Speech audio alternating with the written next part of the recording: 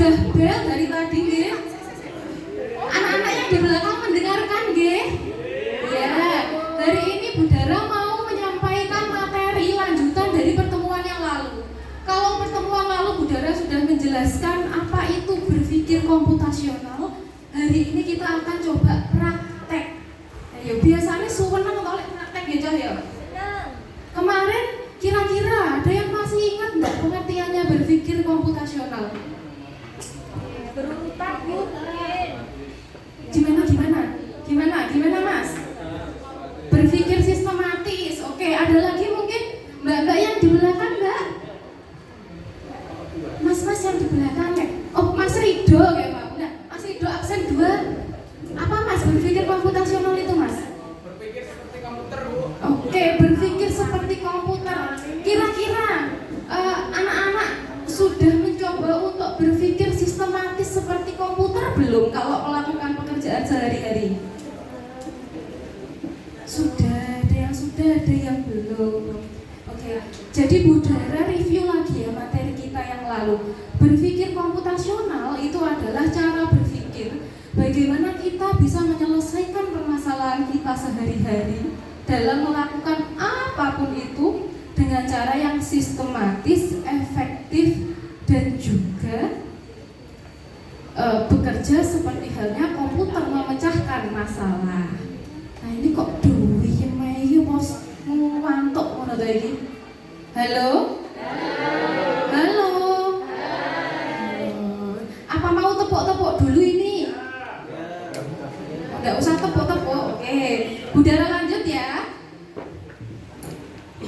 Nah, seperti yang Budara jelaskan pertemuan minggu lalu tentang berpikir komputasional, yakni suatu metode atau cara berpikir untuk memecahkan masalah yang rumit menjadi masalah yang sangat mudah dipecahkan melalui langkah-langkah yang sistematis. Yo, langkahnya ada berapa anak-anak kemarin?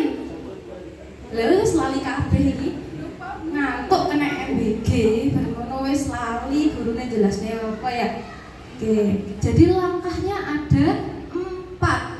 Nah, yang pertama ada dekomposisi, yang kedua ada abstraksi, yang ketiga pengenalan pola, dan yang terakhir adalah algoritma.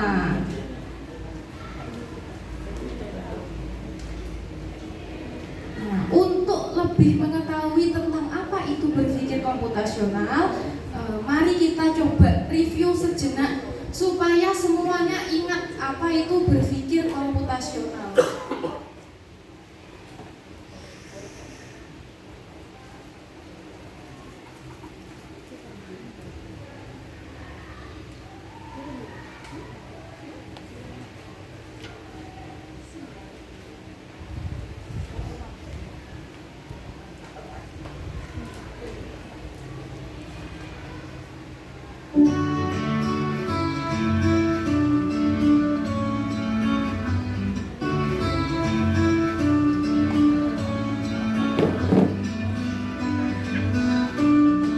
Liburan kali ini, kakak beradik, Raihan, Radeva, dan Radia berpetualang ke desa Eyang, yaitu desa Kebun Tebu di Lampung Barat, Provinsi Lampung.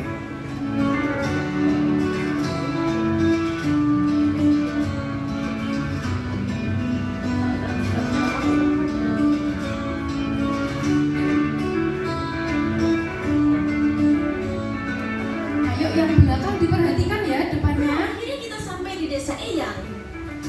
Guys, ini bukan sekedar liburan, tapi kali ini kita akan belajar dari kehidupan pakai cara berpikir komputasional. Wow, udaranya seger banget, indahnya desa ini. Sejauh mata memandang terhampar hijaunya sawah.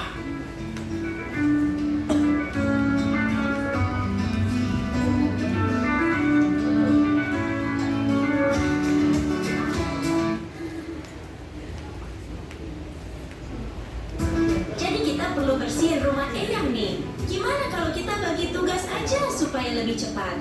Setuju, tapi kita mulai dari mana dulu? Aku bakal sapu debunya, terus Radeva kamu pel lantai, dan Raja beresin buku-buku di rak ya. Dekomposisi artinya memecah masalah besar menjadi bagian-bagian kecil yang lebih mudah dikerjakan. Nah, dan seperti yang Budara sampaikan minggu lalu, jadi ada 4 tahapan berpikir komputasional. Yang pertama adalah dekomposisi itu tadi, membagi pekerjaan. Ikan tuh sering kumpul di bawah bayangan pohon. Lihat, ada bayangan pohon besar di situ, pasti banyak ikan di bawahnya. Jadi harus sabar dan perhatiin pola alam ya. Pengenalan pola adalah mengenali kemiripan. Yang atau kedua pola adalah dari masalah yang pengenalan diketahui. pola untuk mengetahui kemiripan pola dari suatu masalah dibandingkan dengan masalah yang lainnya. Gimana caranya nyari yang paling Sabar ya anak-anak. Ini tergantung amal dan perbuatan. Internetnya gantung MVP-nya nih pas? Kita cari pohon mangga yang udah matang aja. Jangan terlalu banyak mikirin yang belum.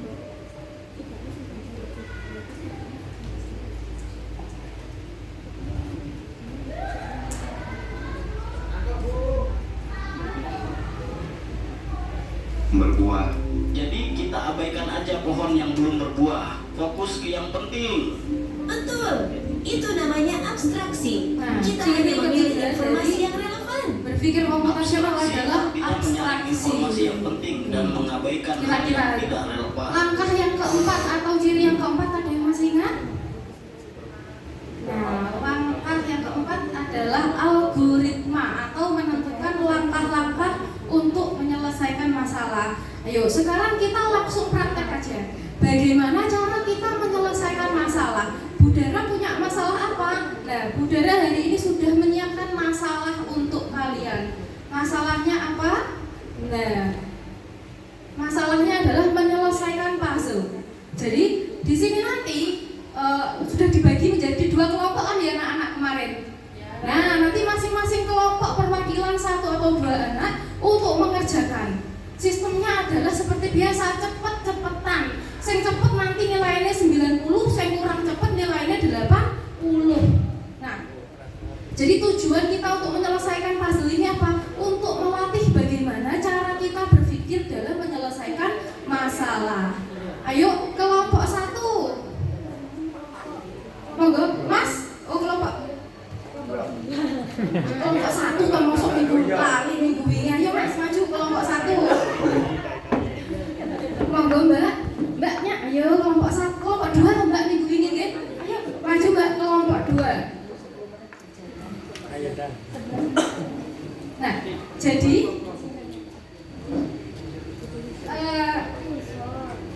di sini ada 2 papan. Papan yang pertama ada papan pertama maupun papan kedua adalah tentang puzzle. Nah, silahkan diamati dulu, mungkin teman-temannya nanti bisa support membantu yang di depan. Tujuan dari kalian adalah menyelesaikan puzzle ini cepat-cepatan. Semakin cepat berarti nilainya semakin baik. Bagaimana cara mengerjakannya? Gampang, tinggal ditarik-tarik, dicocok nih. Nah, bisa dipahami anak-anak? Bisa. Sudah siap Mbak dan Mas? Siap? Oke, monggo. Siap dikerjakan.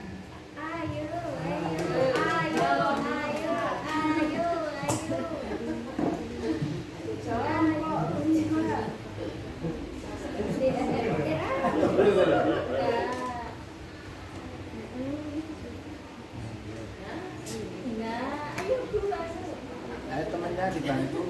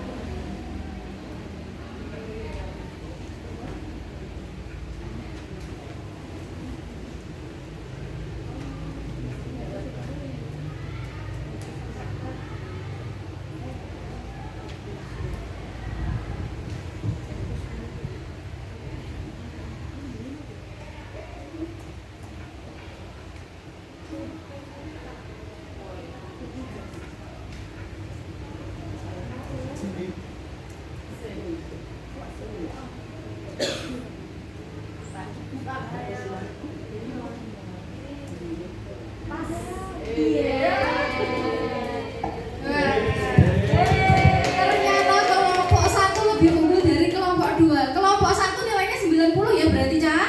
Nah, kelompok 2 80. Oke, terima kasih Mbak dan Mas. Silakan duduk ke mejanya masing-masing. Oke, kira-kira dari melihat apa yang sudah teman-teman kalian kerjakan pada pagi hari ini, kalau kalian dikasih puzzle, dikasih potongan-potongan kertas yang bentuknya acak-acakan, kira-kira bisa enggak mengerjakan supaya kertasnya bisa tersusun rapi? Supaya seperti gambar ini tadi loh, ini tadi kan berantakan, kemudian disusun menjadi satu gambar utuh. Apakah bisa? Bisa? Loh kok duitnya ini? Bisa enggak anak-anak? Bisa. Bagaimana cara kalian berpikir untuk menyelesaikan ini? Nah, gimana Mas? Yang wis nyoba tadi gimana Mas? Memilih apa Mas? Yang pertama mengamati, yang kedua itu nanti kita memilah-milah mana bagian tengah dan yang juga yang pinggir sebelah mana. Terus nanti menentukan polanya terlebih dahulu, Bu. Terus setelah itu, setelah kita menentukan pola, kita menyambungkan mana yang cocok matanya. Terima kasih Mas. Nah, benar sekali. Beli tepuk tangan buat Mas Mustafa. Jadi apa yang dilakukan teman-teman kalian di depan tadi adalah berpikir komputasional. Jadi berpikir secara sistematis, secara kritis dan efektif untuk menyelesaikan suatu masalah. Masalahnya apa? Menyusun dari gambaran-gambaran yang abstrak menjadi gambaran konkret. Kira-kira dari pembelajaran dan contoh nyata yang disampaikan Bu Dara hari ini, ada yang ditanyakan tentang berpikir komputasional? Ini sudah paham semuanya? Sudah paham? Sudah. Monggo Mbak Simon, Mbak. Ya, ada yang ditanyakan? Mbak Venta sudah paham Mbak Venta? Sudah. Kalau begitu, bagaimana pembelajaran atau kesimpulan yang dapat kita ambil dari materinya Bu Dara tentang berpikir komputasional Mbak Venta? Monggo coba disampaikan. Oke, gimana Mbak? Saya jadi tahu kalau mengerjakan sesuatu itu harus secara urut dan sistematis. Sudah.